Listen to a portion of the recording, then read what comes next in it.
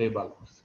¿Vale? Entonces vamos iniciando con la sesión en lo que concierne precisamente a este aspecto de los títulos valores, su incidencia y cómo se pueden emplear estos para fines comerciales o para fines bursátiles o de mecanismos de obtención de recursos para emprendimientos de distinta naturaleza, ¿no? Entendiendo que los títulos valores en un empleo apropiado de los mismos nos van a permitir el que podamos acceder a recursos frescos, a recursos que resultan ser útiles para lo que denota en este caso la serie de circunstancias aparejadas a su empleo y que facilitan, agilizan y nos permiten desarrollar una serie de circunstancias para beneficio de nuestros intereses, sean estos en un orden estrictamente comercial o ya desde un punto de vista financiero, ¿no? En la premisa de que los títulos valores también pueden ser empleados como mecanismo de captura de fondos o para obtener recursos y poderlos disponer en el giro de nuestra actividad comercial. Cuando hablamos de títulos valores, sale a relucir algunas consideraciones de carácter general que necesitamos tomar en cuenta, partiendo de la premisa fundamental, el propio Código de Comercio. ¿Por qué partimos del Código de Comercio? Porque la determinación sobre títulos valores en nuestro país, por lo menos una determinación base, se encuentra prevista en la regulación comercial. Reitero, es una regulación comercial, ya lo habían mencionado anteriormente, que data de 1975. Es una regulación comercial que pudo haber reflejado una faceta de la sociedad, una faceta de los emprendimientos de la época, sobre todo emprendimientos de la década de los 60, pero que actualmente ya reviste por lo menos la necesidad de que pueda replantearse o que pueda por lo menos estructurarse de mejor manera, cosa que eventualmente pueda dar cobertura a una serie de actuaciones, a una serie de circunstancias que actualmente pueden resultar benéficas siempre y cuando contare con la reglamentación propicia. ¿Qué determinaba el Código de Comercio o qué determina actualmente el Código de Comercio en lo que concierne a los títulos valores? Si nos sujetamos a la previsión del artículo 491, caemos en cuenta de la circunstancia del título valor bajo un precepto documentario, un precepto que necesariamente va ligado a la idea de que se trata de una circunstancia, se trata de una situación en la cual se representa un derecho a través de su faceta en términos ya documentarios. Esto, como les digo, reitero, es una previsión que se tenía desde los años 70, desde mediados de los 70, bajo el entendido de que los títulos valores lo que hacen es representar precisamente mediante un documento lo que estuviere plasmado en él, ya sea un derecho literal, un derecho autónomo, consignado en el mismo documento. Es importante hacer énfasis en aquellas circunstancias, ¿no? La percepción o la determinación asumida por el Código de Comercio de 1975 radica sobre todo en la idea o radica en la circunstancia de que los derechos y obligaciones que se plasman en un documento físico pueden llegar a adquirir la condición de título valor cuando su contenido sea crediticio, un contenido representativo de participación o de mercadería. Pero más allá de los contenidos, detengámonos un instante en la percepción documentaria del título valor. ¿Por qué? Porque en esta reviste una serie de singularidades que debemos tomar en cuenta. Para empezar, y esto sí es importante que pueda mostrárselos de manera gráfica.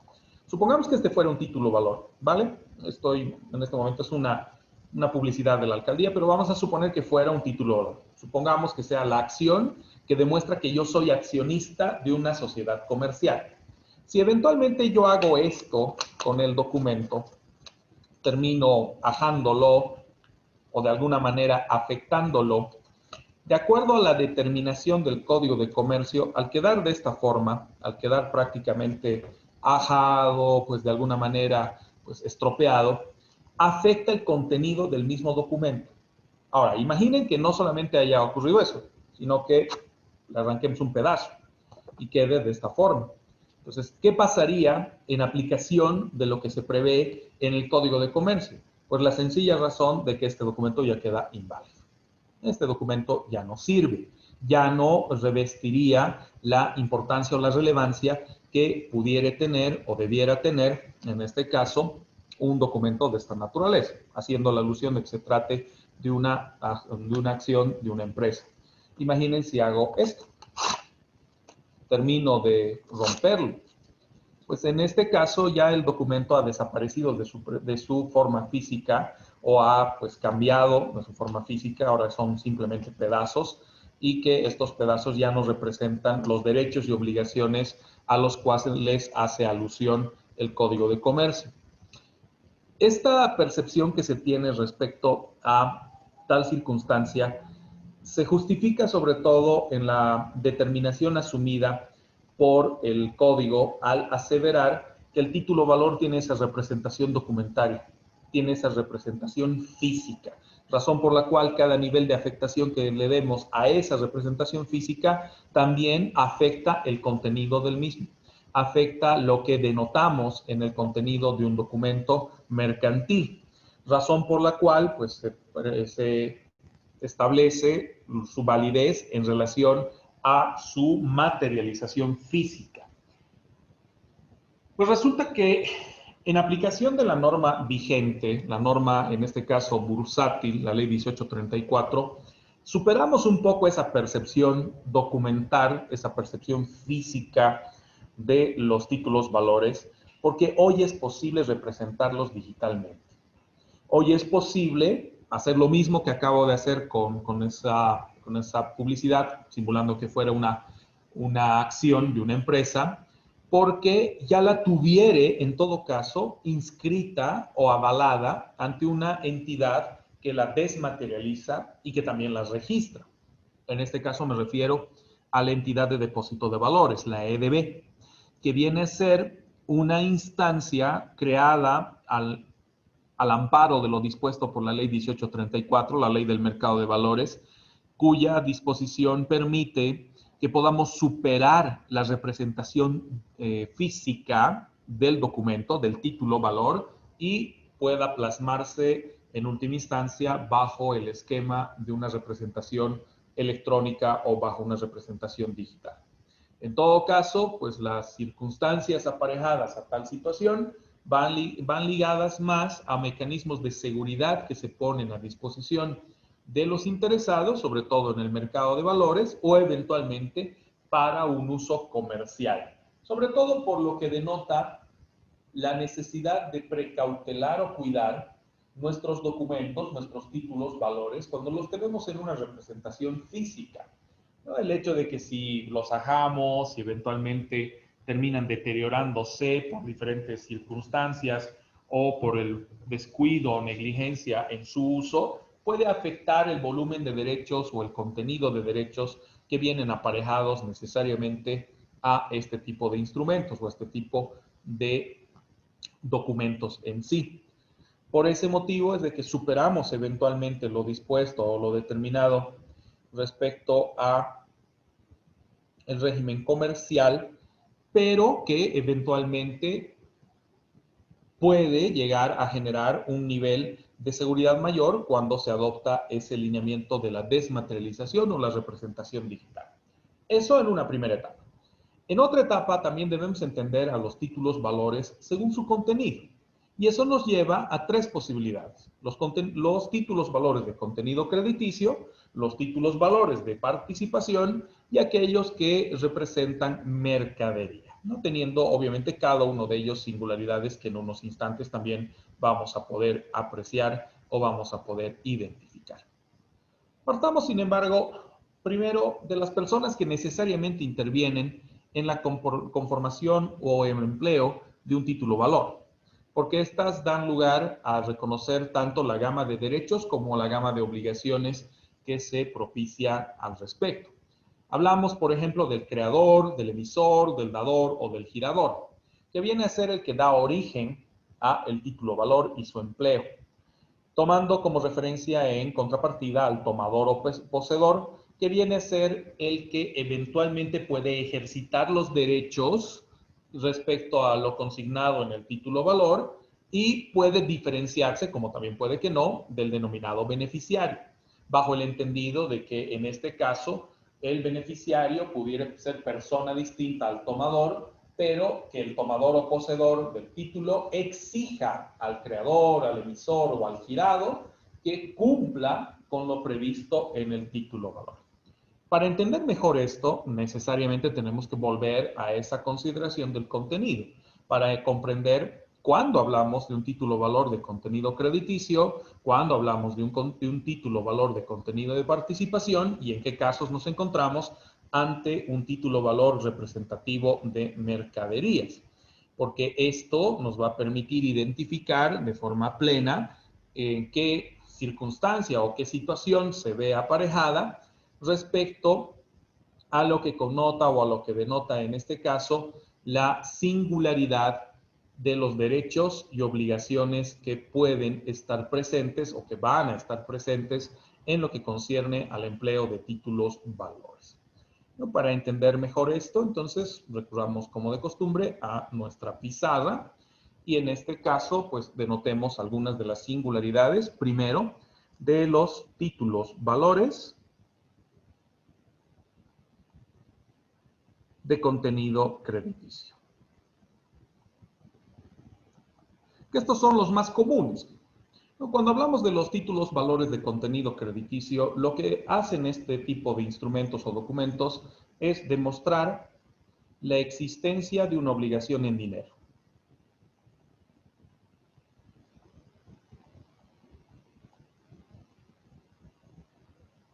Perdón. ¿Qué denota entonces esta situación? Cuando nos referimos a este tipo de instrumentos, estamos haciendo alusión a una obligación que ha surgido entre partes. Como de costumbre, siempre que hablamos de una relación jurídica, tenemos que hacer alusión a un sujeto activo frente a un sujeto pasivo, entendiendo que la relación que media entre ellos está condicionada tanto por derechos como también por obligaciones.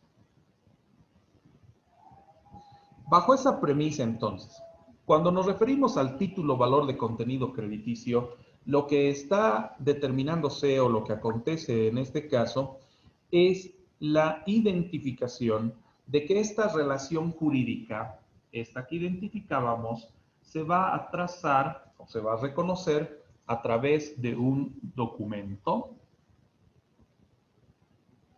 que adquiere precisamente la condición de título valor y que refleja la obligación en sí misma, que es precisamente la del crédito, bajo la premisa de que el sujeto pasivo asume la obligación de pagar una suma de dinero a favor del sujeto activo, circunstancia que se refleja precisamente en el documento. ¿Cuáles vienen a ser entonces los títulos valores comúnmente empleados para representación de una obligación de crédito o una obligación en dinero? Comúnmente tenemos, por ejemplo, a la letra de cambio, el cheque y el pagaré, que son los de contenido crediticio y que denotan una obligación en dinero. También podríamos sumar ya a otra categoría de títulos valores dentro de los que establece nuestra normativa, cuál es el caso de los bonos. Lo pongo con otro color por una circunstancia. Cuando ya hablamos de bonos, estos pueden tener un uso comercial, como también puede dársele un uso financiero bursátil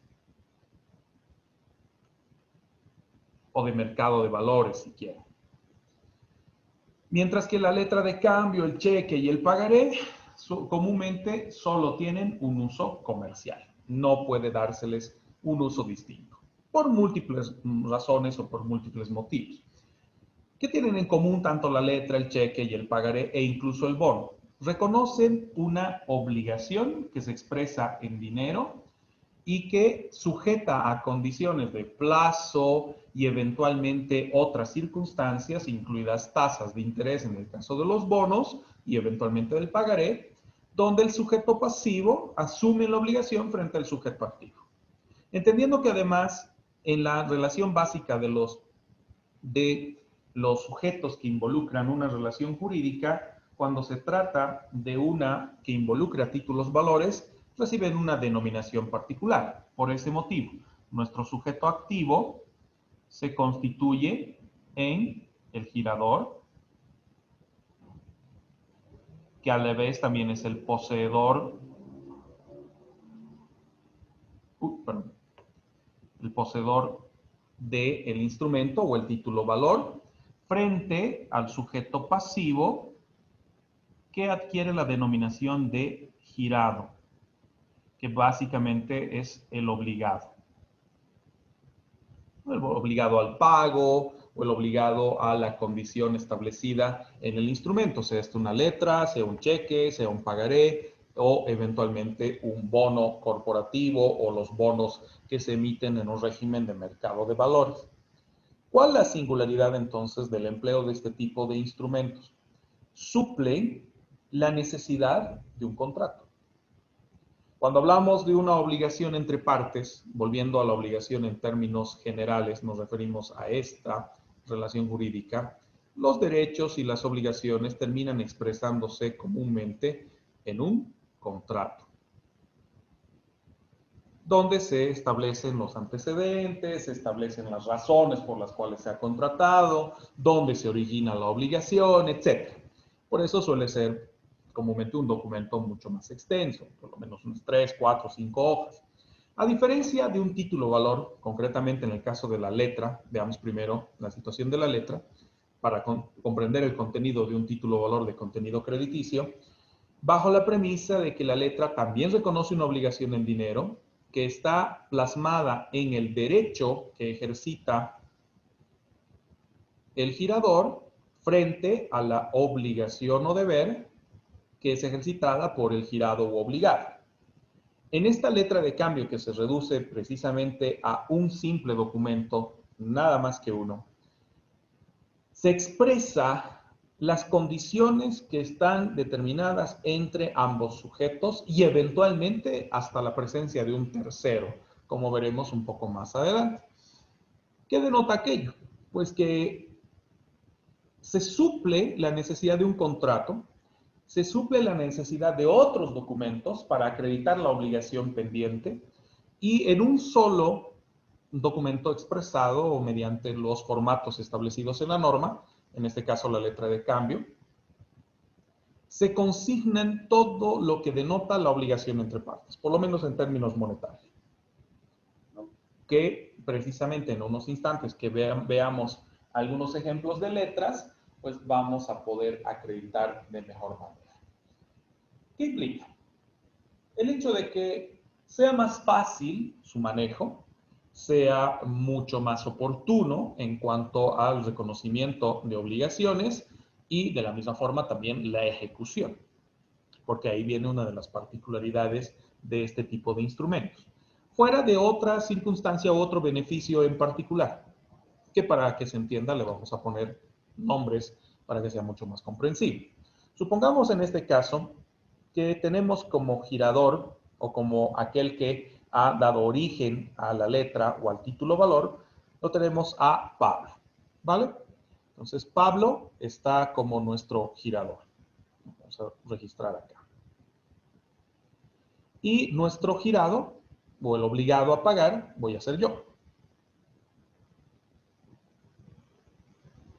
Bajo esa premisa, al llenar una letra de cambio entre Pablo y yo, siendo Pablo el girador, el que me va a obligar a pagar una suma de dinero, vamos a suponer que yo le debo o estoy reconociendo una deuda frente a Pablo de unos $10,000.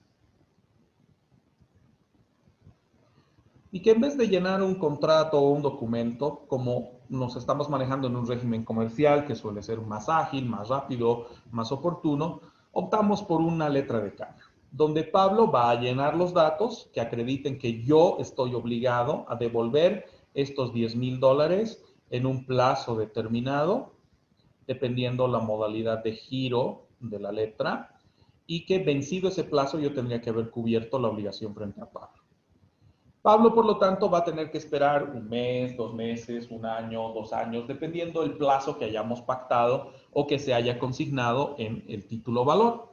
Pero resulta que como se trata de un documento mercantil, Pablo podría, por ejemplo, directamente negociar esta letra de cambio, negociarla y venderla a favor de Jairo.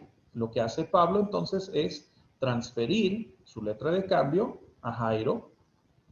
Por lo tanto, Pablo deja de ser el poseedor, fue el girador original, el que ha dado origen a la letra de cambio, pero resulta que ahora, en vez de que yo le pague a Pablo, le voy a pagar a Jairo.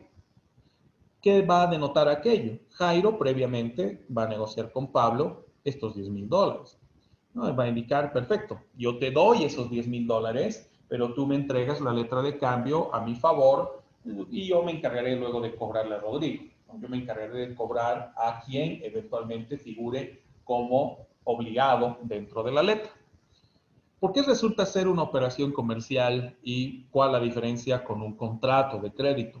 En el contrato de crédito, para que esto pueda ocurrir, tenemos que recurrir a una figura que se conoce como subrogación de deuda o subrogación de condición de acreedor, básicamente a vender la deuda. Y esto puede estar sujeto a una serie de consideraciones, fuera del hecho de que necesitamos la intervención de notario, tenemos que hacer partícipe nuevamente al obligado o los obligados si son más de una persona, para el reconocimiento de firmas y la validez correspondiente del documento. Mientras que en el caso del título valor o de la letra de cambio, va acorde a la necesidad o voluntad de Pablo. Pablo, por ejemplo, si necesita liquidez, pero la necesita ya, lo único que debe hacer es negociar con Jairo, que puede estar en la condición de darle los $10,000 y la garantía de que recuperará sus $10,000 es precisamente la misma letra de cambio. Ahí puede entrar en juego ya otro tipo de negociación, donde Pablo, por ejemplo, tenga la respuesta de Jairo en el sentido perfecto. Si yo te doy $10,000 ahora, bajo el entendido de que después yo voy a cobrar una letra de cambio, pero la voy a cobrar de aquí 6 meses, de aquí a un año, de aquí a 2 años, etcétera, dependiendo del plazo que se haya pactado inicialmente, ¿yo qué gano? Porque aquí no hay ninguna tasa de interés ni ningún tipo de circunstancia que eventualmente en un contrato sí podría darse. Eso puede derivar en el hecho de que Pablo pueda descontar eventualmente alguna tasa de interés o un cálculo de interés mensual, anual, dependiendo del caso, respecto al volumen total o a la cantidad total del instrumento. Y que en vez de que Jairo le pague unos $10,000, le podría pagar tan solo unos 9,500. Entonces ahí tendría unos $500 de ganancia o de interés en el momento que me cobre a mí los $10,000, porque no va a cobrar 9,500, va a cobrar los 10,000. Pero esto ya en una lógica de negociación entre Pablo y Jairo. Ahora, supongamos de la misma forma que pasan 3 meses, porque la letra va a ser pagadera en un año, vamos a suponer que tengo el plazo de un año, y Jairo nuevamente requiere liquidez, o sea, requiere sus $10,000 o los 9,500, dependiendo cómo haya negociado con Pablo.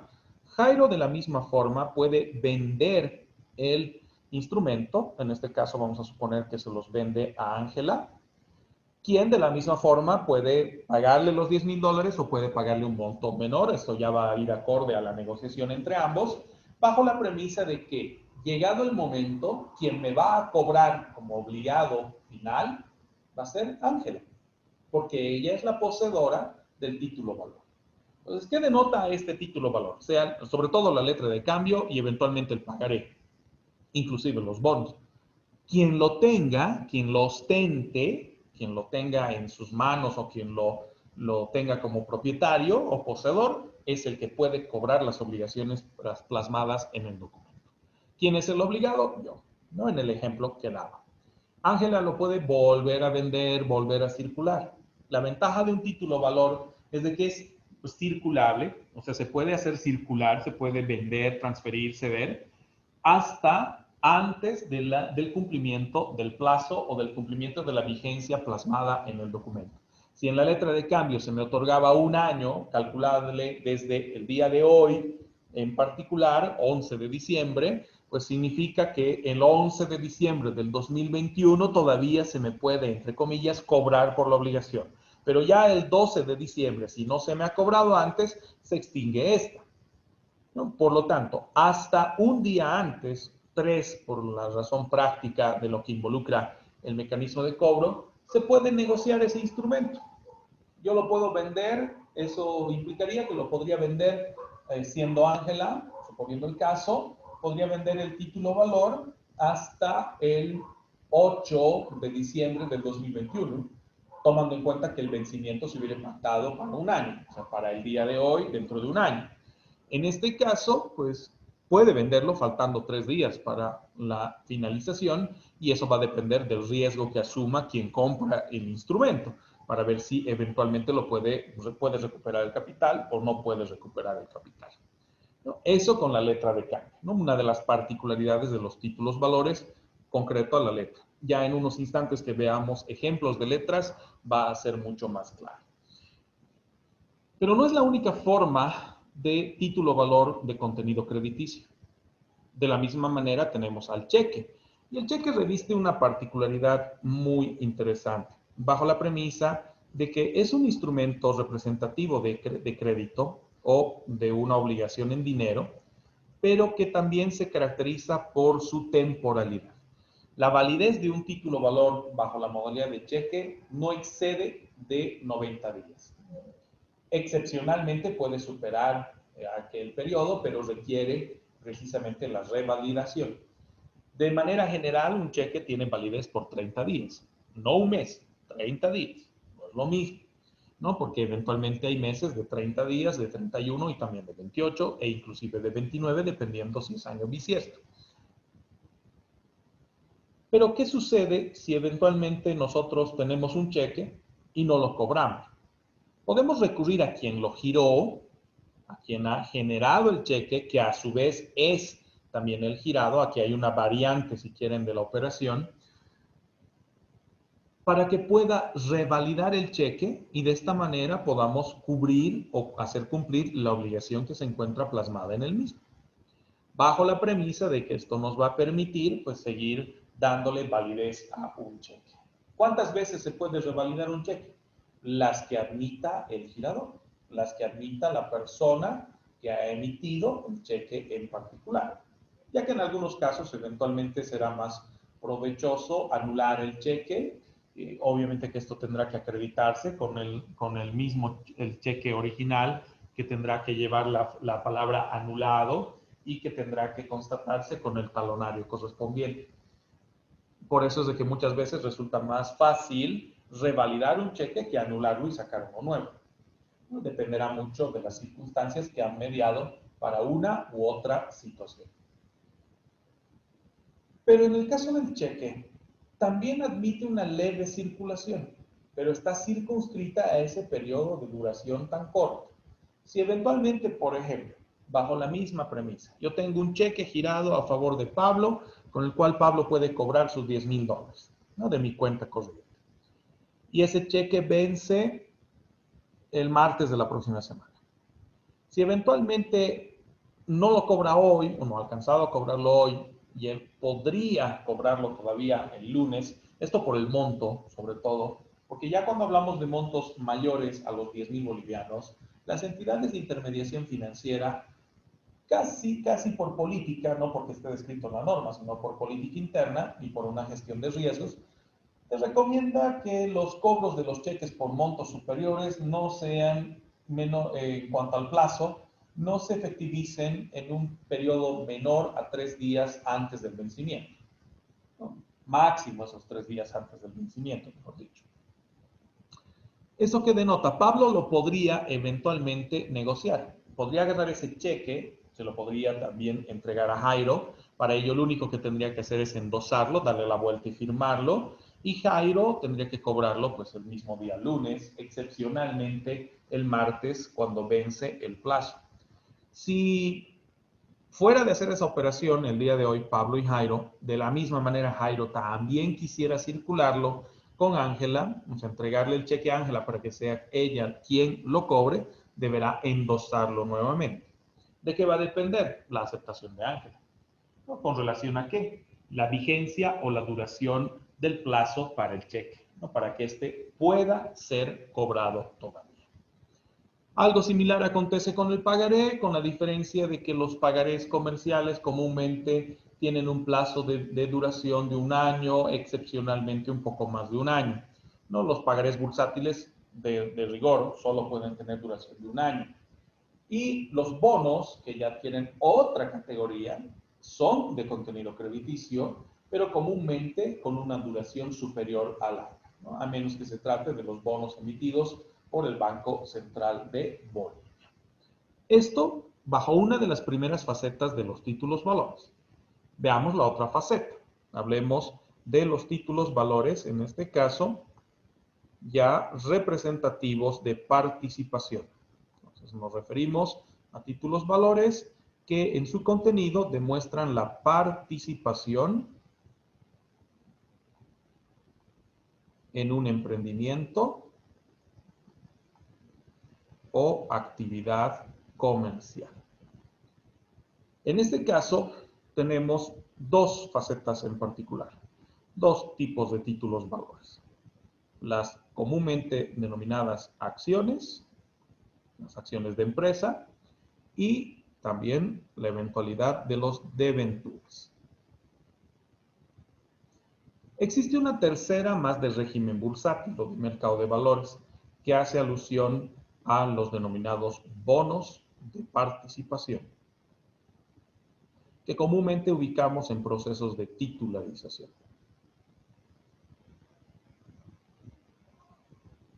Casi al terminar la clase vamos a volver sobre el tema de titularización. Por ahora concentrémonos en una de las formas básicas o elementales de un título valor representativo de participación, las acciones. Estas son las que demuestran tu condición de accionista y que por ende participas dentro de una sociedad comercial denominada o bajo el rubro o bajo el tipo, mejor dicho, de sociedad anónima. ¿Qué implica ser accionista dentro de una sociedad anónima? ¿Y qué denota ese título valor? Demuestra primero tu participación en la sociedad respecto al aporte que has efectuado, el aporte en dinero a favor de esa sociedad, a favor del rubro comercial. Y segundo, al derecho que puedes ejercitar a cobrar dividendos o utilidades en base a dicha aportación. Pero de la misma forma también representa la obligación de asumir pérdidas. Por lo tanto, las acciones o la condición de accionista dentro de una sociedad anónima se va a vincular a la posibilidad de la distribución de utilidades, como también al soporte de pérdidas. Bajo el entendido de que éstas van a ir acorde al nivel de aporte, el aporte que es reflejado precisamente en la acción, dependiendo cuánto ha sido el mismo, ¿no? Si eventualmente has aportado unos $10,000, unos 100,000 bolivianos, o eventualmente $500,000, etc., ¿no? Dependiendo de las diferentes circunstancias que connota tu condición de accionista. La variante la tenemos en el debenture, que es un título valor representativo de participación que a su vez también tiene una ligera connotación de crédito, ¿no? Pero que mezcla ambos aspectos, porque participas en el rendimiento de un proyecto, de un emprendimiento, de orden comercial y eventualmente de orden empresarial. Y en el caso de los bonos de participación, resultantes de procesos de titularización en base a la constitución de patrimonios autónomos. Ya casi terminando la clase, vamos a retomar este aspecto porque es uno muy característico o muy particular de los procesos que identificamos dentro del mercado de valores. ¿Cuál es la singularidad entonces de estos títulos valores de participación?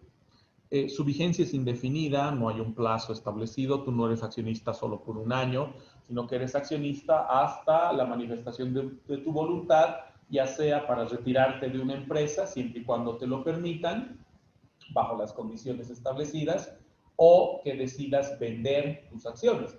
También siempre y cuando la sociedad o la empresa lo permita. En algunos casos no admite tal circunstancia. Cosa rara, pero puede ocurrir. Razón por la cual acá en este título valor van aparejados los derechos a tu condición de accionista. ¿Qué denota aquello? No solamente vas a recibir utilidades o vas a soportar pérdidas, sino que también vas a poder tomar decisiones dentro de la sociedad anónima, bajo el entendido de que participarás en el desarrollo de las juntas de accionistas.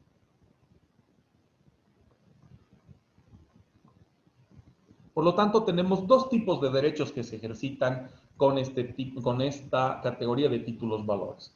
Los derechos de orden político, para la toma de decisiones dentro de la sociedad, y los derechos de orden patrimonial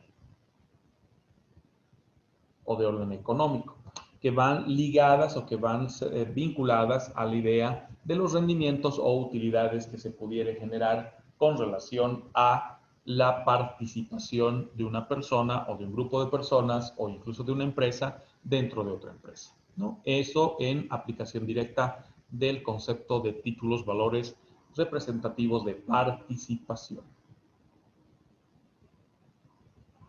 Una tercera faceta es posible cuando hablamos de títulos valores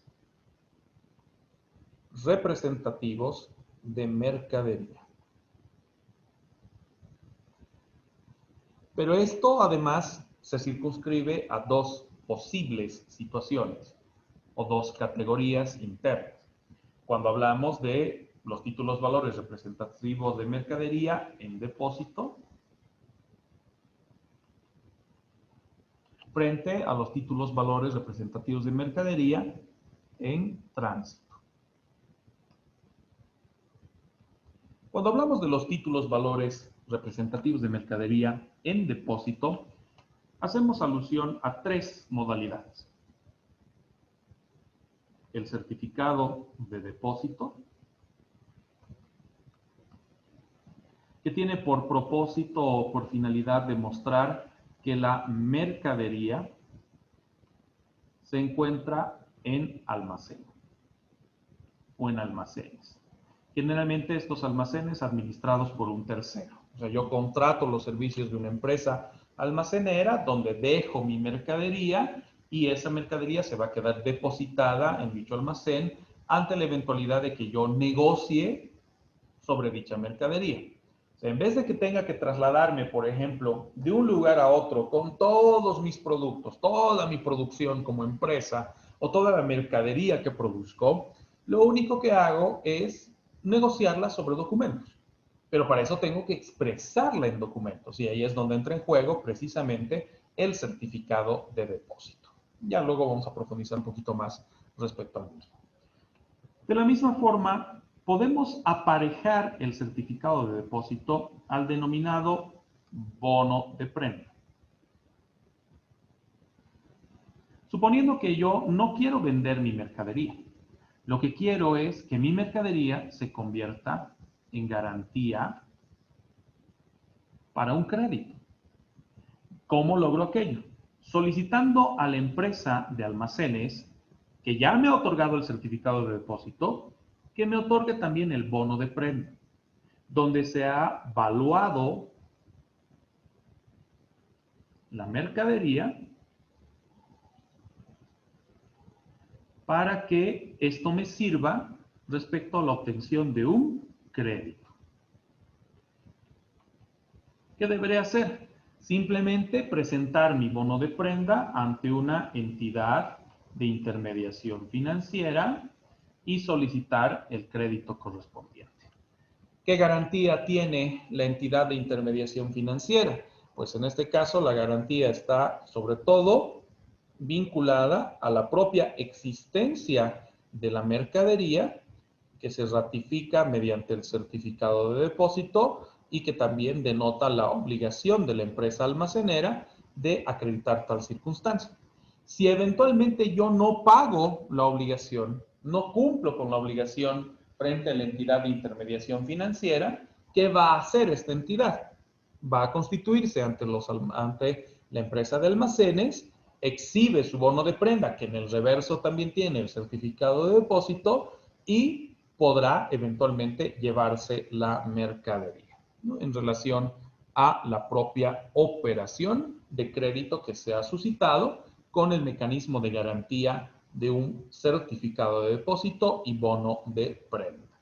Son dos documentos que van separados, ¿no? Que, bueno, en la práctica boliviana el certificado de depósito se inscribe en la parte anversa de la hoja, y en el reverso de la hoja está disponible la posibilidad del llenado de un bono de prenda, ¿no? Para la labor que ejercita la empresa almacenera o la entidad de almacenes que nos otorga dicha categoría. Ya que en un plano internacional también reconocemos la vigencia de un documento que ya viene aparejada a las dos situaciones. Es tanto un certificado de depósito o una garantía de existencia de la mercadería, como también implícitamente un bono de prenda que puede ser utilizado para obtención de un crédito como mecanismo de garantía, y se conoce bajo el nombre de warrant, que hace alusión precisamente a la condición de garantía de dicho documento. ¿Qué está garantizando? El cumplimiento de una obligación. ¿Mediante qué? La acreditación de un volumen de mercadería o un volumen de productos que ha sido entregado a una empresa almacenera. Permítame un instante, chicos, por favor.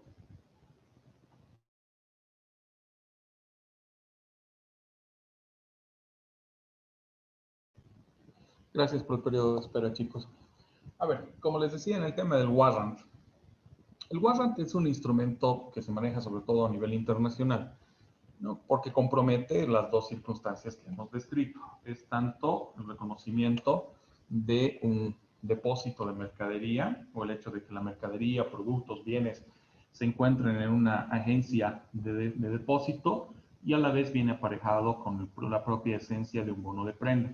Entonces, estas dos circunstancias se ven reflejadas en lo que es el warrant para el uso que ya decida el titular, ¿no? Quien se encuentre en posesión de dichos instrumentos. ¿Cuál es la particularidad de este tipo de instrumentos en general, ¿no? El certificado de depósito, el bono de prenda y el propio warrant, sobre todo el primero y el último.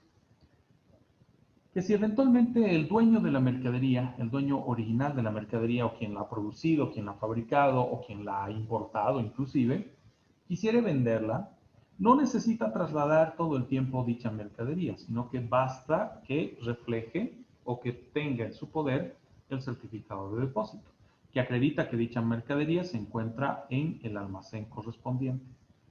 Por lo tanto, si yo llevo a cabo una operación de compra-venta, basta que yo entregue esto, el certificado de depósito, con la acreditación mediante endoso de que ahora hay un nuevo propietario, o se tiene un nuevo propietario, quien es el que va a exhibir el certificado ante la empresa de almacenes, y por lo tanto la empresa de almacenes va a entregarle la mercadería, ¿no? Esa es una de las ventajas o la particularidad que representa este título valor.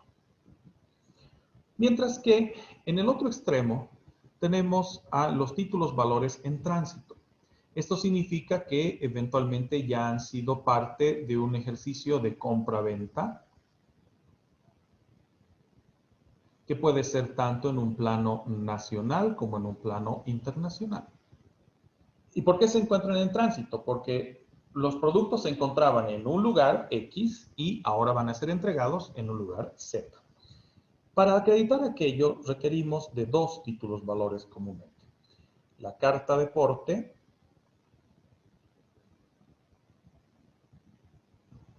y el certificado de embarque.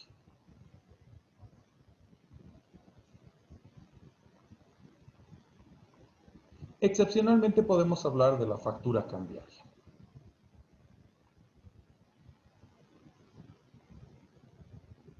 ¿Qué denotan estos tres instrumentos o estos tres títulos valores, o qué tienen en común? Uno, representan un volumen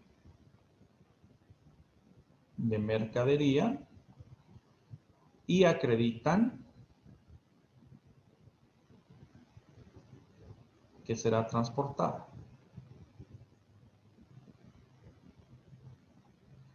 El conocimiento de embarque o certificado de embarque y la carta de porte, también se conoce como conocimiento de embarque,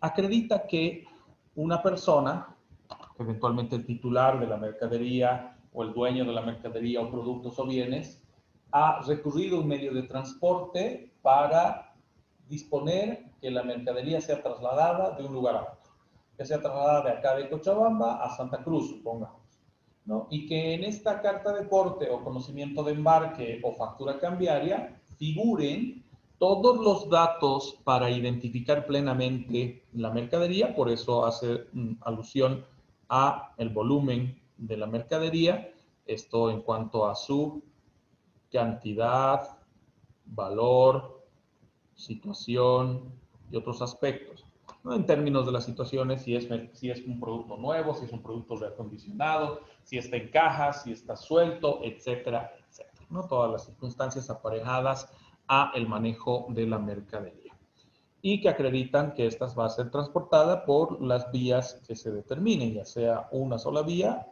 o bimodal, multimodal, etcétera, ¿no? Dependiendo las formas de transporte correspondientes. ¿Cuál es la singularidad? Se obtienen estos títulos valores por parte del sujeto que inicialmente fuera el propietario original de la mercadería, que recurre a una empresa de transporte que es precisamente quien le va a entregar estos documentos, quien va a poder entregarle estos documentos para que esta empresa de transporte permita la llegada de la mercadería a el nuevo dueño o al adquirente de este. ¿Qué denota? La empresa se va a encargar de transportar la mercadería y el propietario original de la mercadería lo que va a hacer es entregar los documentos o el título valor a favor del nuevo dueño, pudiendo enviárselos por separado, como también pudiera recurrir a la misma empresa de transporte donde consigna los datos de identidad del nuevo dueño o del adquirente para que en destino, luego de acreditar o demostrar su identidad, pueda recoger la mercadería. ¿No? Por eso se constituye en mercadería en tránsito. Es porque va a salir de un lugar determinado donde se ha propiciado su fabricación, su obtención o incluso la importación de dichos insumos o productos y que se ha visto por conveniente comercializarlos o venderlos.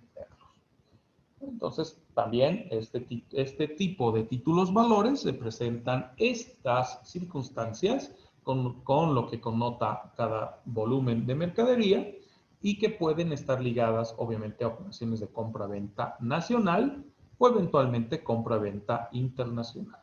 Claro, si llegamos a un plano de compra-venta de carácter internacional, nos sujetamos sobre todo a la previsión de los denominados Incoterms, que son los términos comerciales internacionales que validan la modalidad de compra-venta que se estuviera propiciando. Si es una venta FOB, si es una venta FAS, si es una venta SIP, si es una venta DDP, DDU, etcétera, ¿no? Dependiendo las diferentes categorías. El empleo de estos acrónimos o siglas responde sobre todo a la identificación de la modalidad o el tipo de contratación y el tipo de compra-venta que se está efectuando, donde cada una de las partes, el vendedor y el comprador, sobre todo, asumen una o varias responsabilidades que se ven plasmadas en estos términos comerciales de orden internacional. El más común, la venta CP, CF, costo y flete, ¿no? Que hace alusión a cubrir los costos de aduana, cubrir los costos de aduana interior para salida de productos en términos de exportación y el flete de los mismos, el flete de la mercadería para el transporte ya sea terrestre, marítimo, aéreo o multimodal, ¿no? A diferencia de un Delivery Duty Pay, un DDP, que implica que el vendedor cubre con todas las obligaciones desde la salida de fábrica de sus productos hasta la puerta de entrega a favor del cliente, ¿no? Esto se maneja, como les digo, bajo el esquema de los denominados Incoterms. Como pueden ver entonces, en el tema de los títulos valores hay muchas particularidades, muchos aspectos a tomar en cuenta y circunstancias que necesariamente tenemos que validar o verificar para que puedan efectivizarse todos los derechos, cuando no también las obligaciones, que se encuentran plasmadas con relación a cada instrumento que se maneje. Recordando que estos instrumentos pueden ser de contenido crediticio o representativos de obligación en dinero, donde destacamos sobre todo a la letra, el cheque, el pagaré y los bonos, versus lo que son los de participación en empresas o en actividades comerciales a través de las acciones, debentures y bonos de participación, y los representativos de mercadería que se vinculan a títulos valores tanto en depósito como títulos valores en tránsito. En los que conciernen a los títulos valores en depósito tenemos tres modalidades: el certificado de depósito, el bono de prenda que va aparejado al primero, o el warrant que se maneja sobre todo a nivel internacional.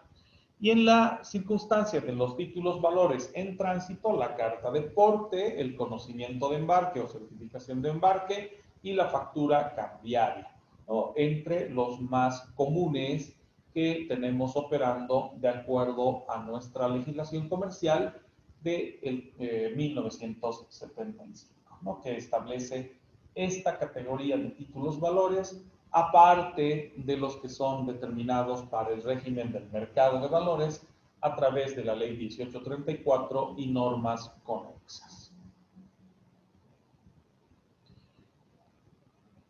En todo caso, ya cuando nos referimos a dichos títulos valores, surge precisamente la necesidad de identificar quiénes participan en los mismos.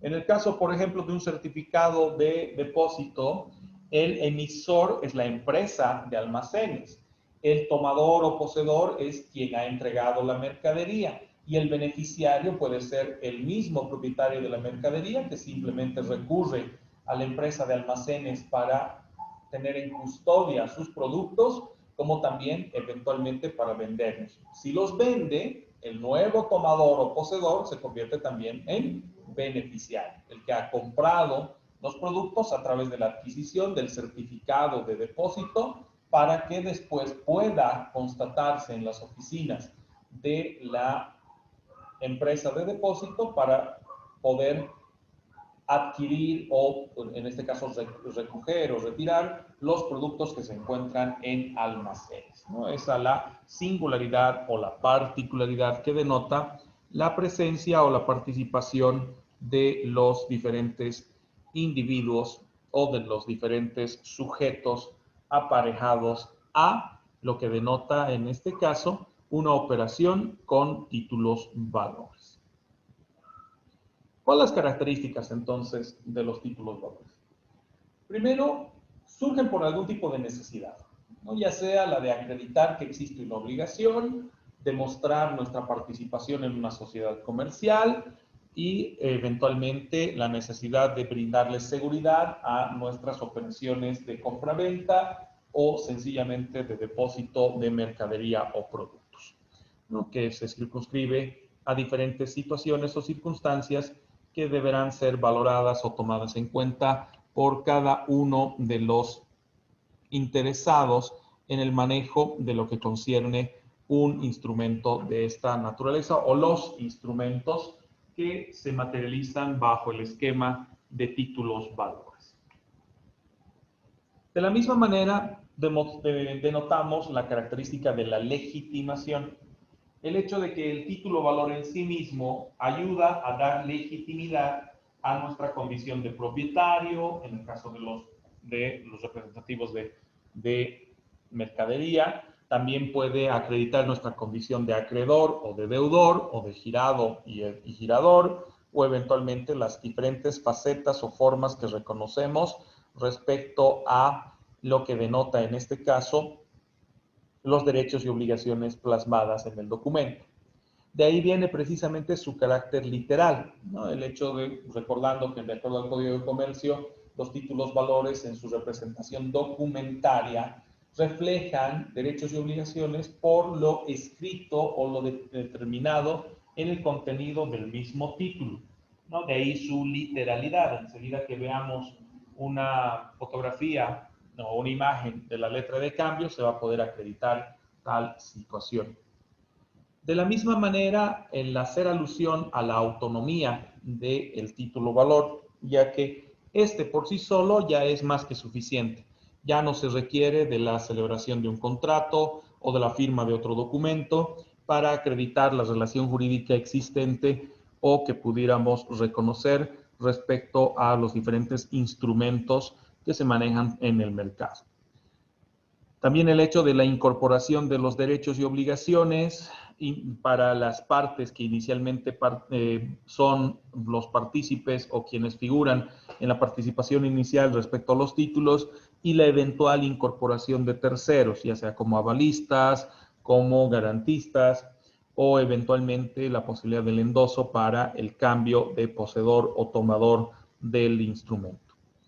La circulación o su negociabilidad, bajo el entendido de que un título valor, en lo que implican los derechos y obligaciones consignadas en el mismo, denota sobre todo esa posibilidad de que pueda ser negociado, que pueda ser circulado, siempre y cuando el periodo de validez o de vigencia del instrumento así lo permita. O sea, si tengo un instrumento que ya va a vencer, por ejemplo, el día de hoy, ya la posibilidad de negociarlo o circularlo es mínima, cuando no ya inexistente. A diferencia de que tenga, por ejemplo, un título valor que su periodo de validez sea indefinido, caso concreto de las acciones, siempre con el riesgo de que obviamente la empresa ya no funcione o se disuelva, o bien porque hemos determinado o hemos previsto un plazo de duración para el instrumento que nos permita todavía negociarlo o circularlo, ¿no? El hecho de que pueda pasar de una mano a otra mano con los derechos que apareja tal situación. Y la indivisibilidad, ya que comúnmente en el caso de los títulos valores representan o una obligación o un aspecto en particular que no admite dividirse o que no admite pues manejarse de forma dividida o por fracciones o porciones, sino que involucra su totalidad, ¿no? Con algunas ligeras observaciones que podemos hacer con relación a algunos instrumentos, ¿no? Pero la mayoría de los títulos valores, sobre todo, reconocen su carácter indivisible o les reconocemos su carácter indivisible por esencia, ya que si no, se estaría afectando los propios derechos y obligaciones consignados en el instrumento. Y la eventual solidaridad que puede aparejarse, según el tipo de instrumento, a los terceros participantes en el desarrollo del mismo. Esto aplica sobre todo para los títulos valores representativos de mercadería. Luego hablamos también de la clasificación de los títulos valores, circunstancia que ya de alguna manera hemos manifestado, simplemente la vamos a reforzar, haciendo alusión a las diferentes situaciones que podemos tomar en cuenta para clasificarlos. Una primera situación está ligada a la salvedad o la circunstancia de la ley de circulación, bajo el entendido de que podemos tener títulos valores nominativos, títulos valores a la orden y títulos valores al portador. La incidencia de uno u otro radica sobre todo en las particularidades que anotamos para cada título valor. En este caso, por ejemplo, cuando hacemos alusión a los títulos nominativos, denotan dos circunstancias, dos situaciones que se van a propiciar para este tipo de instrumentos. En el caso de los títulos valores nominativos, la primera situación hace alusión a que deba consignarse en el mismo título la identidad de su titular o su beneficiario también, ¿no? Dependiendo la circunstancia que corresponda. Y el segundo aspecto es de que dicha identidad del titular quede refrendada en un registro, ya sea un registro público o privado. Comúnmente es un registro privado, ¿no? Pero en algunos casos también puede ir aparejado a un registro público, como acontece, por ejemplo, con las sociedades comerciales a través del registro de acciones y accionistas, ¿no? El registro es tanto privado como público. Privado porque todas las sociedades comerciales deben llevar un libro de registro que acredite la condición de socios, quiénes son sus socios, cuál es su identidad, cuál es su aporte, etc.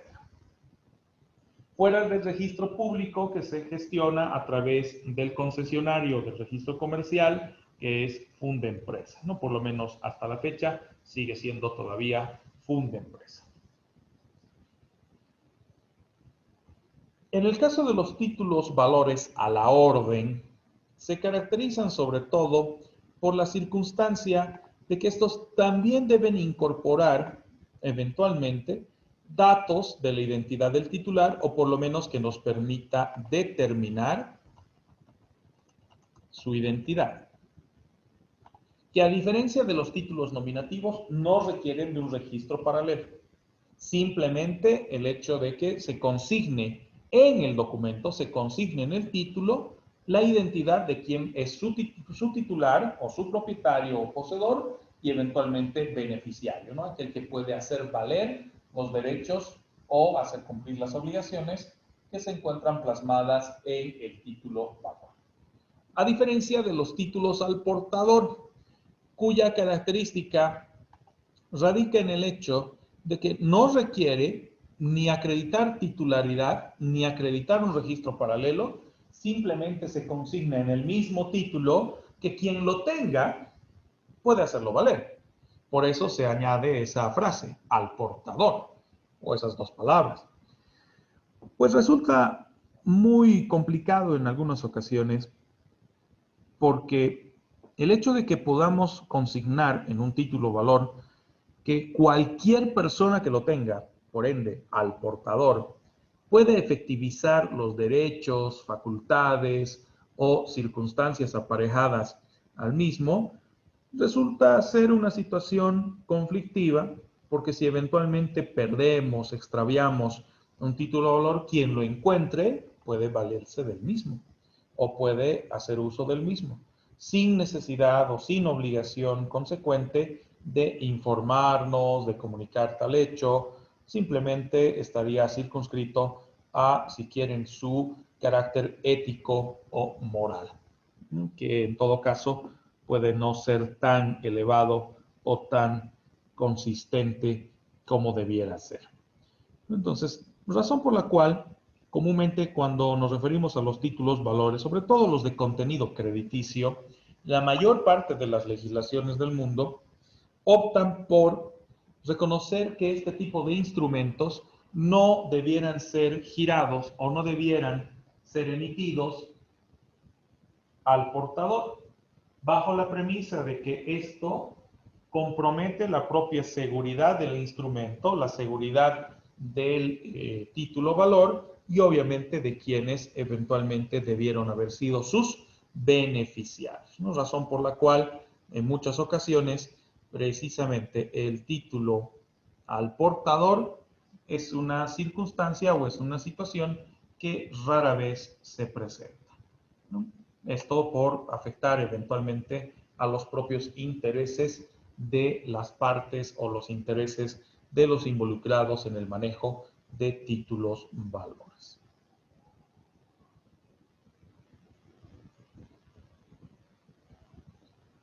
De la misma forma, también podemos hacer alusión a la clasificación atendiendo a su naturaleza jurídica, que es la con la que hemos partido además en la explicación, haciendo alusión a los títulos valores de contenido crediticio, los representativos de mercadería en tránsito o viaje o en depósito, y los títulos valores representativos de participación, sobre todo en sociedades comerciales o de carácter corporativo. que son los que ya anotábamos anteriormente. Veamos uno de los títulos valores, en este caso los de contenido crediticio. Vamos a remitirnos al estudio de la letra de cambio.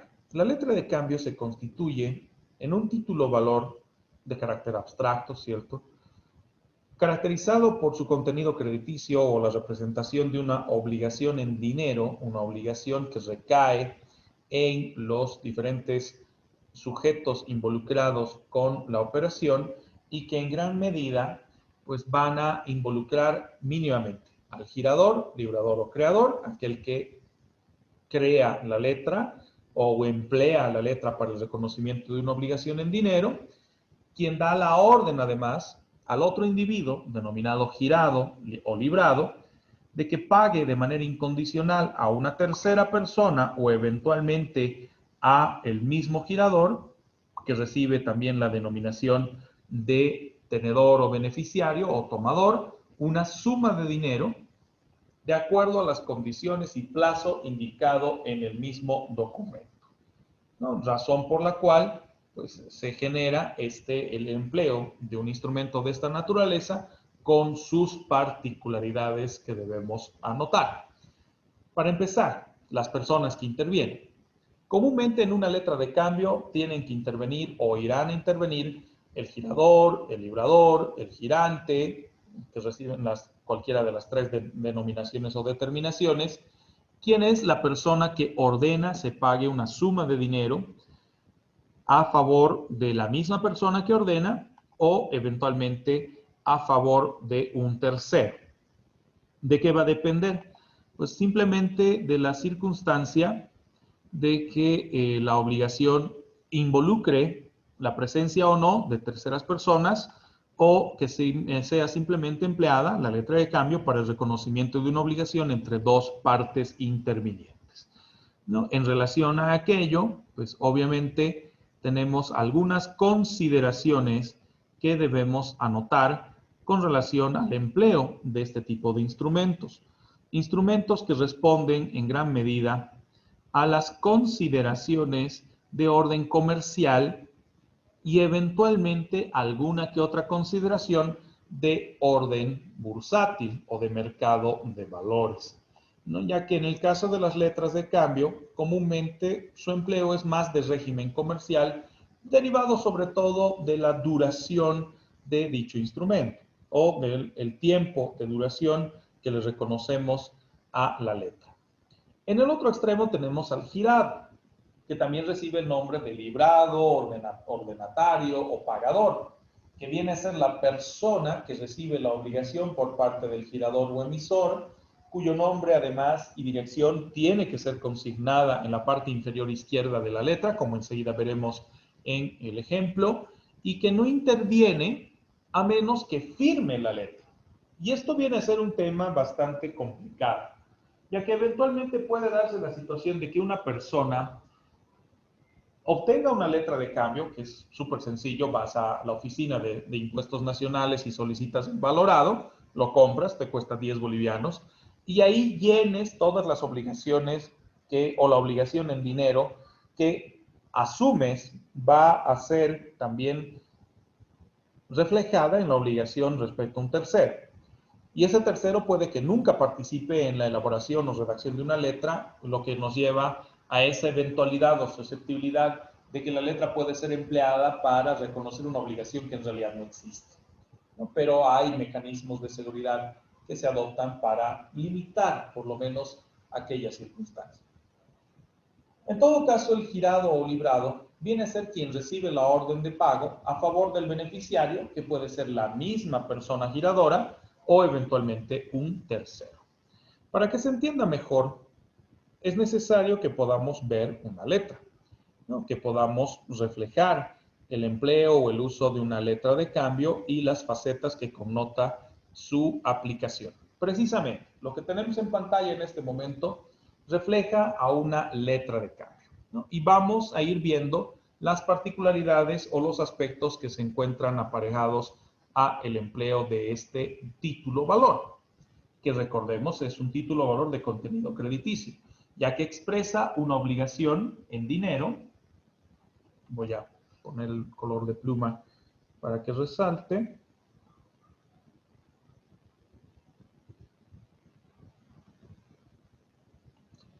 Se expresa entonces una obligación en dinero que se va a materializar en una expresión numeral. Vamos a suponer que en este caso quiero acreditar que se tiene una obligación de pago por unos 97,000 bolivianos.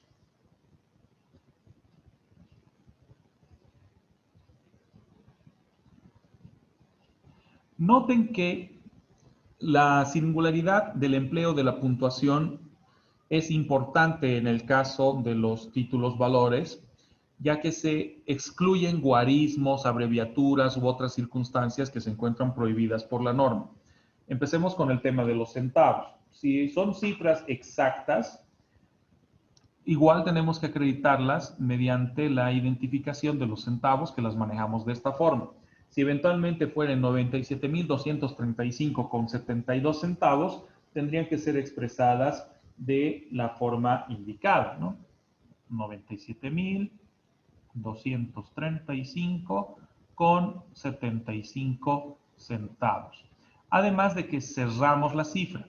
Este aspecto de utilizar el punto guión para cerrar las cifras es para que ninguna otra persona, por ejemplo, intente incorporar algún elemento que no era parte de la letra originalmente, ¿no? Porque si no le ponemos ese punto guión, podría darse si no hemos empleado, por ejemplo, el punto de separación de mil. Algunos manejan coma de miles, también depende mucho estilos y otras circunstancias, aunque lo correcto es utilizar el punto. Las comas las reservamos solo para los decimales, y que eventualmente se quiera incorporar datos que no son correctos. Por ejemplo, si realmente nuestra letra fuera de 97,000 bolivianos, vamos a volver a anotarlo. Denota que la persona que resulte ser obligada va a tener que pagar, cuando el girador se lo determine, va a tener que pagar un monto de dinero especificado. Si yo pongo el monto de esta forma, no cierro la cifra, no acredito si hay centavos, y además dejo espacios. Como pueden ver, he dejado un espacio al inicio y he dejado obviamente el espacio después. Cualquier otra persona podría venir y aumentarle un 2 y convertir los 97,000 en 297,000. O podrían aumentarle un 0, convirtiendo los 297,000 ya fraguados, o los 97,000 originales, en 2,970,000. Por eso la recomendación, comúnmente cuando llenamos una letra de cambio, partiendo de este primer parámetro, es de que no dejemos ningún espacio libre que pudiera admitir algún tipo de alteración o modificación al contenido de la letra. Razón por la cual, si se logra apreciar, claro, en la versión impresa es mucho más notorio, pero aquí hay una especie de reborde y sombra, ¿no?, en el valorado. ¿Para qué? Para permitir que la escritura del monto en numeral sea lo más cercana a la abreviatura de bolivianos y que no permita la incorporación o inclusión de otro número en particular. Entonces, nuestros 97,000 bolivianos debieran expresarse de la siguiente forma. Siempre cerrar la cifra y acreditar la cantidad de centavos que hubiere o que no existiera, ¿no? En este caso 00100. Siempre cerrando la cifra. A continuación, identificamos el lugar en el cual la letra ha sido girada, que en este caso va a ser Cochabamba. Por si acaso, no es posible utilizar abreviaturas. No puedo poner CBBBA, o no puedo poner LP para La Paz, no puedo poner OR para Oruro, etc. Tengo que poner el nombre del lugar o la ciudad donde se está gestando la letra. De manera genérica se puede manejar el nombre del departamento, pero para mayor seguridad podría establecerse el nombre de la provincia o de la ciudad en particular. Luego pongo la fecha en la que la letra de cambio se está llenando. Ojo, acá no participa el obligado. Por lo tanto, si en este momento estamos a 11 de diciembre del 2020, pero supongamos que yo quiero acreditar una obligación que ya se gestó en julio del 2020, yo podría llenar en esta fecha, hoy 11 de diciembre, podría llenar una letra que se indique que en Cochabamba, el 17 de julio del 2020 se determinó una obligación en dinero. Por más de que yo esté llenando la letra hoy, 11 de diciembre. ¿De qué va a depender? Nuevamente, la voluntad y el comportamiento ético, moral del girador, del que está obligando a una segunda persona o tercera persona a que pague un monto de dinero en particular. Otro aspecto, en el tema de las fechas, no se admiten abreviaturas, no se admiten guarismos. Yo no puedo poner 1707, está prohibido. Tengo que poner el nombre del mes en texto, siempre. Ahora, antes de que veamos los otros aspectos que vienen debajo, si prestan atención en la parte superior, se los voy a remarcar, tenemos la identificación de un número y un espacio para consignar un dato. Este dato en particular es simplemente una especie de registro de seguridad, una suerte de complemento, si quieren, de la propia letra. No compromete en ninguna medida el que se emplee algún mecanismo u otro para consignar algún dato. Generalmente este número responde más a un número de control y que es de orden interno. Para llevar el registro, por ejemplo, de cuántas letras hemos girado en lo que va del año. Vamos a suponer, como ya estamos a diciembre, que esta es nuestra letra número 48, quebrado 20, para hacer alusión de que es del año 2020. O puede simplemente ponerse 48 y punto. ¿De qué va a depender? Uso interno. Ahí no hay problema si dejas espacio antes, después, etc. Porque esto es solo para uso interno. No compromete ninguna otra circunstancia. Ahora, en el apartado inferior, justo debajo de la fecha, hace alusión de la modalidad de giro, simplemente señalando la letra A, que hace alusión en este caso a la decisión adoptada por el girador de si va a emitir la letra A días, a X días vista, o puede ser a X meses vista. También pudiera ser a X días fecha o X meses fecha. O eventualmente a una fecha determinada.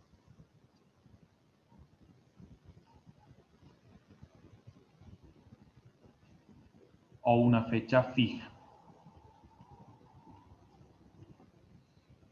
¿Cuál es la singularidad de esta situación?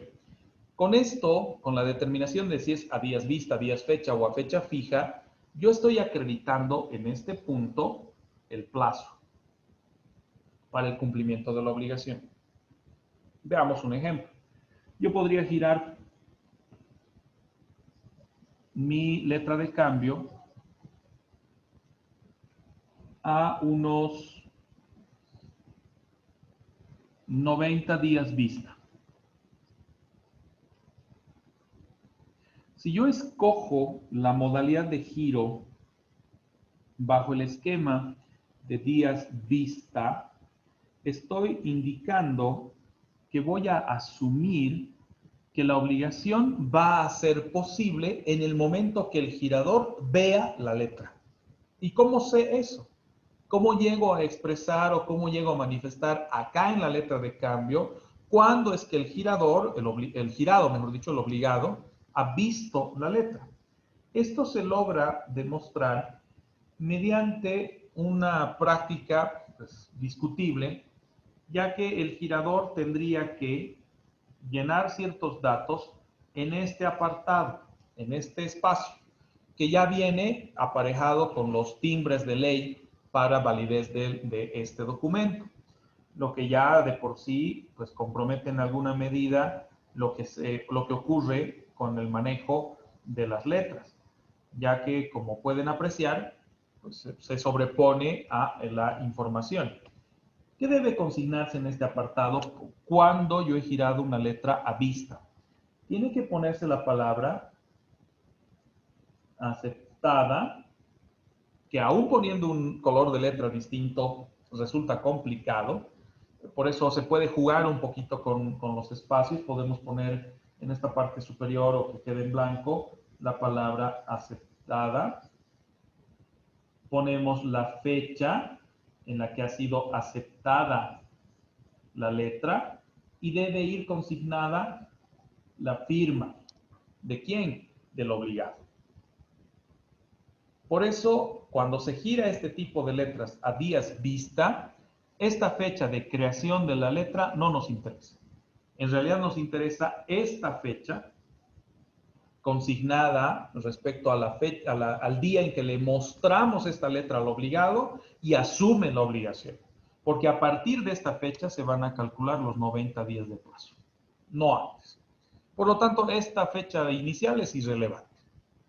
Cosa muy distinta de que yo opte por 90 días fecha. ¿Qué denota? No me interesa la fecha en la cual se haya aceptado. Me interesa la fecha en la cual se ha girado o se ha creado la letra. Por eso la modalidad de giro es tan importante.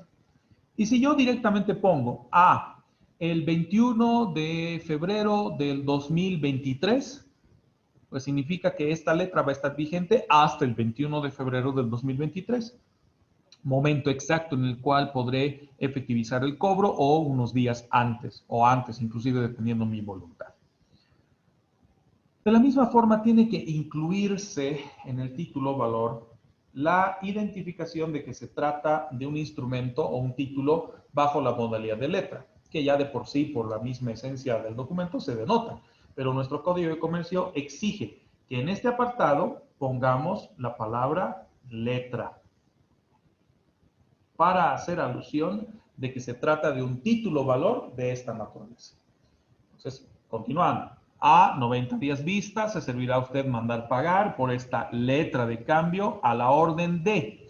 Y aquí debemos consignar el nombre del beneficiario,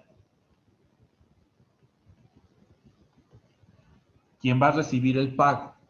Fuera de consignar su nombre, también tenemos que poner la identificación de su domicilio, donde se va a efectivizar el pago, y consignar su cédula de identidad, su número de cédula de identidad.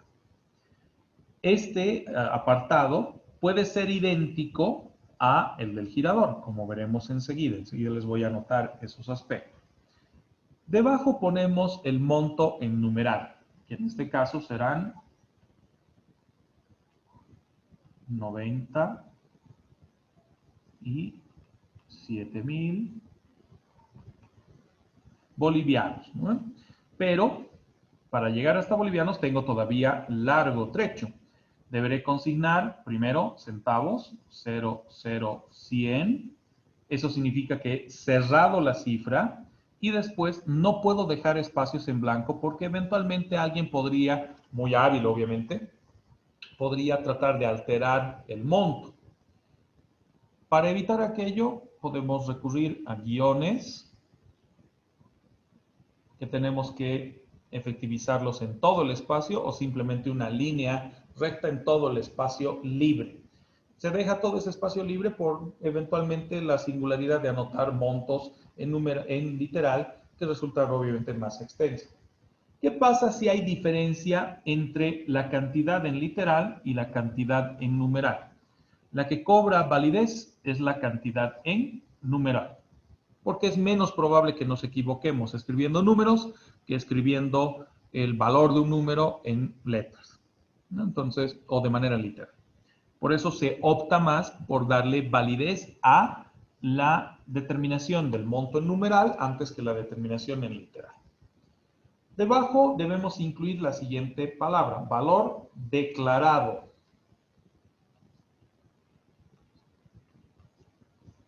Bajo la premisa de que el obligado o el girador o el que está obligando al obligado, valga la redundancia, que se está aceptando o implícitamente se está reconociendo la existencia de una obligación en dinero y que dicha obligación en dinero ha sido declarada para los fines concernientes, para los fines de ley, ¿no? Para lo que beneficiará al girador o al que está obligando al pago. Y aquí viene la parte interesante también de la letra. En la parte inferior vemos que se indica que cargará usted en cuenta según aviso de su atento y seguro servidor. Aquí se consigna el nombre del girador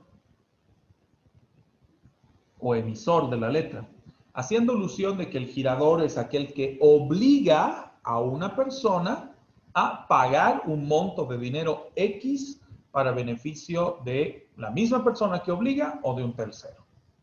Entonces, acá el nombre del girador puede ser idéntico al nombre del beneficiario. Como también podría ser otra persona que ha decidido que un tercero pague a favor de un beneficiario determinado un monto de dinero en sí. Porque en este otro extremo, lo vamos a poner con otro color, en este otro extremo tenemos que consignar los datos o el nombre del obligado, que respecto a la letra de cambio recibe la denominación de el girado o la girada. No solamente se debe consignar su nombre, se debe poner nombre completo, por cierto, cédula de identidad, indicando también el lugar de expedición y domicilio. Si falta alguno de estos aspectos, puede invalidar eventualmente la letra de cambio. Como ven, es un aspecto relativamente complejo hasta que uno aprende su manejo, pero pues con algunas consideraciones positivas y eventualmente negativas. Para que se entienda de mejor manera, porque sé que ha quedado con un montón de anotaciones de una u otra naturaleza, lo que vamos a hacer es llenar enseguida una letra de cambio con una circunstancia específica. Permítame un instante que hago aquello para beneficio de todos en la clase.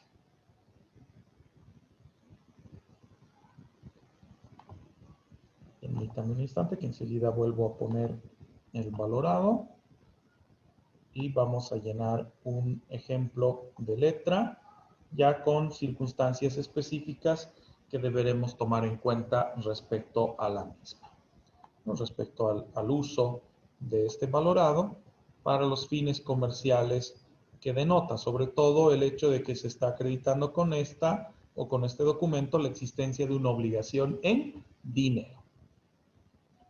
Voy a volver a ponerles en pantalla, permítanme un instante.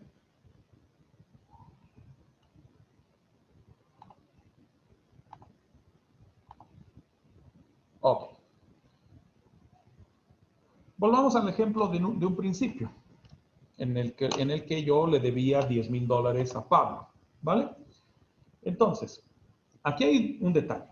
Las letras se giran en bolivianos. Si eventualmente yo quiero consignar una letra en dólares, tengo dos alternativas. Poner su equivalente en bolivianos o ponerlo en dólares indicando el tipo de cambio. Pero aquí ya involucra pequeñas alteraciones al documento, las que no, en teoría no debieran hacerse. Por ejemplo, tendría que tachar bolivianos y consignar dólares y acá su abreviatura, pesos US. Por eso la recomendación en muchas ocasiones es de que se opte más por consignarlo en bolivianos. Pero ahí también corremos otro pequeño detalle o problema. ¿Qué pasa si se modifica el tipo de cambio? Puede ser a favor del girador, puede ser a favor del obligado, ¿no? Entonces, para evitar ese tipo de circunstancias, podemos nosotros ya definir cuál es el tipo de cambio, ¿no? Para que, sobre todo si el tipo de cambio baja, no implique una mayor afectación, o si el tipo de cambio sube, también que no implica una mayor afectación, ¿no? Vamos con el ejemplo entonces de los $10,000. En este sentido, vamos a llenarlo en bolivianos. Vamos a borrar este aspecto. Se supone además de que como la obligación la tengo frente a Pablo, tendría que ser Pablo el que llene la letra. Pablo tendría que llenarla de la siguiente forma. Los 10,000 bolivianos tienen que acreditarse, o $10,000, mejor dicho, tienen que acreditarse al tipo de cambio. Entonces, 6.98.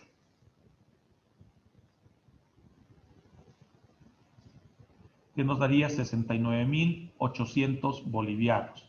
No nos olvidemos el punto de 1000 y 0,0100. Con esto reconoceríamos que tenemos una obligación de unos 69.800 bolivianos a favor de quien indiquemos inmediatamente. Vamos a suponer de que esta obligación se ha gestado de la misma forma en la ciudad de Cochabamba el 1 de diciembre del 2020.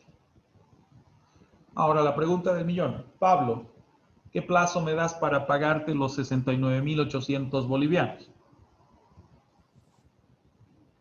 Ah, un plazo de 6 meses, podría ser. Depende de ti, si gustas, perfecto. Entonces, ahora, ahí viene un poquito la diferencia. Podemos consignar a 6 meses. ¿Qué alternativa tenemos? Vista o fecha. ¿Cuál la diferencia? Si Pablo consigna a 6 meses vista, yo voy a tener 6 meses, no desde el 1 de diciembre del 2020, sino desde el momento que yo vea toda la letra. Y consigne además tal situación poniendo la palabra aceptada en esta parte, en la parte lateral izquierda de la letra, y además consigne la fecha en la que estoy aceptando, que vamos a suponer fuera el día de hoy, 11 de diciembre del 2020. No se olviden que se prohíben guarismos, para que se entienda un poquito. Yo no puedo poner en este apartado de la fecha, yo no puedo poner 11, 12, 20. ¿Por qué?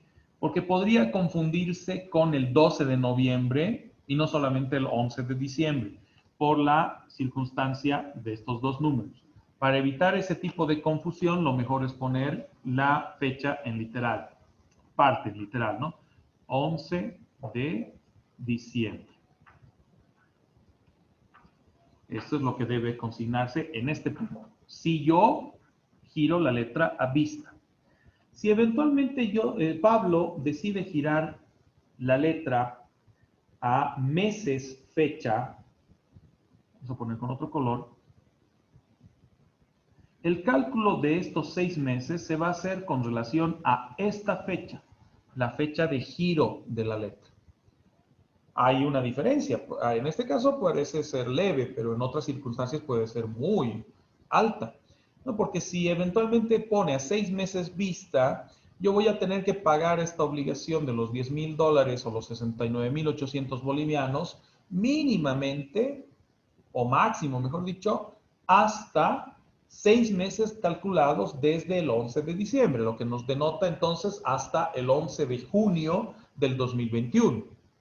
Mientras que si gira, Pablo, la letra a 6 meses fecha, yo tendré que cancelar hasta el 1 de junio del 2021, porque la referencia la tengo en la fecha de giro. Por eso, la diferencia entre colocar a días, meses, fecha, por la fecha de giro, o a días, meses, vista, respecto a la fecha de aceptación, ¿no? En la cual se ha propiciado la aceptación de mi parte. Continuamos con el llenado de la letra. A menos que tengan alguna consulta sobre este punto antes de que avancemos, chicos, para cualquier eventualidad.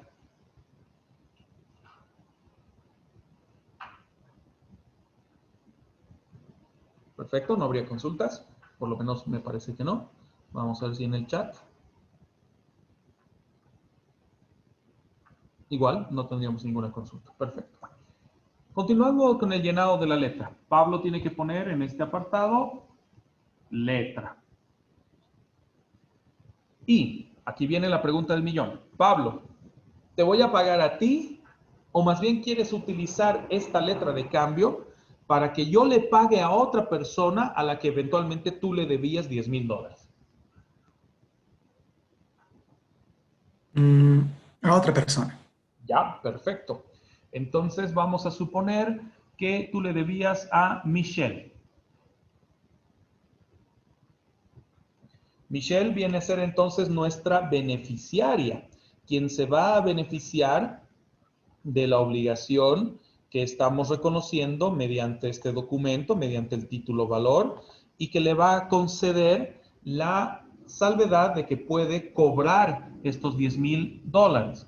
Entonces tenemos que consignar el nombre de Michelle. Michelle, perdón, ahora sí, Segovia. Pero necesitamos su segundo apellido. Michelle, ¿cuál es tu apellido materno?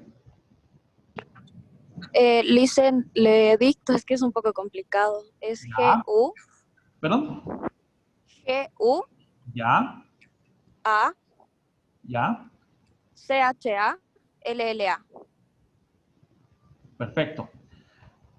Consignamos el nombre completo de Michelle. Pregunta del millón. Michelle, ¿tienes un segundo nombre? ¿O solo Michelle? Sí, listen, tengo. ¿Ya? ¿Cuál es tu segundo nombre? Paola. Paola. Perfecto. Entonces tendría que ir el nombre completo. Michelle Paola, como figura en tu documento de identidad.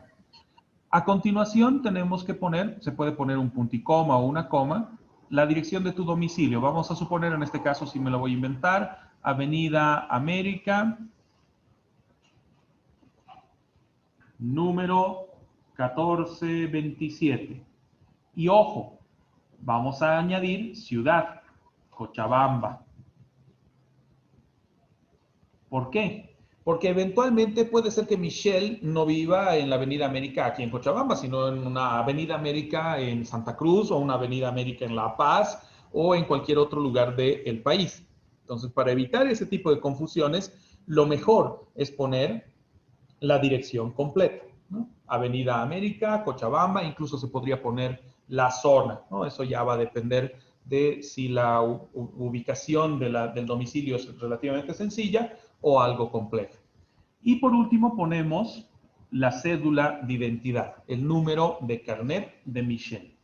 Entonces, igual, punto y coma, con cédula de identidad. Esto sí lo podemos abreviar, no hay mucho problema. Y consignamos el número. Vamos a suponer 54 37 21 4. Expedida en Cochabamba. No hay mucho problema que dejemos espacios libres o espacios en blanco en el apartado para consignar los nombres o el nombre de la beneficiaria, en este caso de Michelle. Lo que sí no podemos hacer es esto que he hecho acá. No puedo colocar un nombre por encima. Si ya me equivoqué al el llenado de la letra, pues lamentablemente he invalidado esta y tengo que volver a llenar otra. Esa es un poco la limitante o los problemas de este tipo de instrumento. En la parte de la cantidad en literal, pues transcribimos el monto, que son unos 69,800 bolivianos, ¿no? Y en este caso, como ya es el final de la cifra en literal, consignamos 00100 para evitar que cualquier pues intrépido o intrépida quiera modificar el monto. Aquí sí tenemos que cerrar los espacios en blanco para evitar que también pueda haber alteraciones o modificaciones. Consignamos que es un valor declarado es declarado por Pablo. ¿Y dónde consignamos los datos de Pablo? Pablo es nuestro girador. Entonces debe consignar sus datos acá. Pablo Maldonado. ¿Tu apellido materno, Pablo? Ruiz. ¿Reyes o Ruiz, perdón? Ruiz. Ruiz, perdón. Con C. Perfecto. Y debe consignarse también su domicilio, aquí simplemente lo vamos a poner como domicilio, y su cédula de identidad. Excepcionalmente, Pablo puede firmar, pero se recomienda que mejor no, salvo que ya vaya al protesto y la ejecución de la letra. Se lo deja así. Y en este otro extremo va el nombre del obligado, que sería yo. Entonces tendría que estar este dato. Oscar Rodrigo Paredes Fernández. Siempre el nombre completo, por muy largo o muy extenso que sea. Domicilio: Francisco Toledo 1151. Cédula de identidad: 36 18 879, Cochabamba. Podemos poner expedido en Cochabamba, como también podríamos poner la abreviatura. Aquí sí no hay tanto problema de poner la abreviatura. Con las fechas sí. Con lugares no tanto problema. Ahora, si yo participo activamente de esta letra, yo ya puedo firmarla, y la puedo firmar encima de mi nombre o a un costado de mi nombre. Si no he participado activamente en el llenado de la letra, mi firma no va a consignarse. No se va a tener todavía mi firma. Pero eventualmente sí va a necesitar Pablo que yo la firme o la acepte. Supongamos el caso, hoy viene Pablo y me muestra esta letra y me dice: Lice, le recuerdo que me debe $10,000, le tiene que pagar estos 10,000 a Michelle, porque resulta que yo también le debo $10,000 a Michelle. Perfecto. Si estoy de acuerdo, si estoy de acuerdo, voy a consignar la palabra aceptada en este apartado, poniendo la fecha, porque a partir de esa fecha, como le hemos girado a vista, es que se va a consignar el plazo de los 6 meses. Pueden ser 6 meses, pueden ser 60 días, pueden ser 3,237 días, eso ya va a depender de la voluntad del girado, del girador. Reflejemos entonces qué personas participan en el llenado de la letra, ya para ir cerrando nuestra sesión de clase.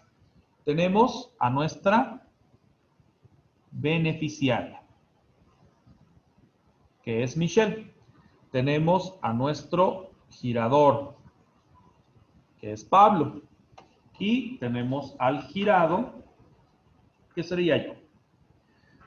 Aquí tenemos la circunstancia de una beneficiaria que es otra persona a diferencia del girador. ¿Qué denota? Pablo como girador me está obligando como girado a que yo le pague a Michelle como beneficiaria de la operación. La otra circunstancia podría darse de que Pablo como girador me obliga a que yo le pague a Pablo. ¿Qué debería ocurrir en ese caso? En vez de consignar el nombre de Michelle, tendría que consignar su nombre. Esas son las facetas, algunas de las facetas de lo que denota el uso de letras de cambio. Ya en el apartado de UPB virtual les he dejado unos cuantos videos de llenado de letras, de las particularidades, donde les explico con más detalle las diferentes circunstancias que connota el uso o el empleo de este instrumento o de este título valor, ¿vale? Para que lo puedan revisar con mayor detenimiento. Voy a aprovechar el fin de semana para terminar de revisar tanto sus casos, que no se olviden tienen hasta el domingo para poderlos entregar, y de la misma forma revisar sus exámenes, cosa de que el mismo domingo por la noche preferentemente yo ya esté pasando notas a sistema para que las puedan ver, y si es que existiera algún tipo de duda o consulta respecto a la asignación de puntajes, me escriben con toda confianza, no hay ningún problema, ¿vale?